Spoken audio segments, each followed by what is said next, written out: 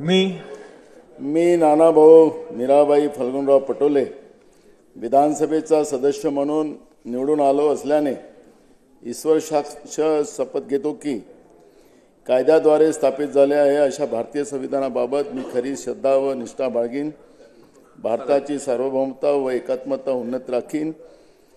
आता जे कर्तव्य मी हाती घेणार ते निष्ठापूर्वक पार पाडेल। जय संविधान।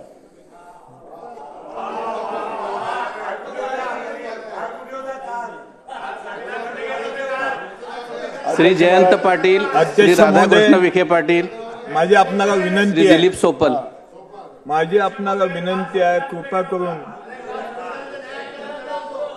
संघर्ष होता कामा नये, शांततेने आपण सगळं करूया कामकाज। मला याला सांगा सागरला आपण दुर्लक्ष करा थोडा।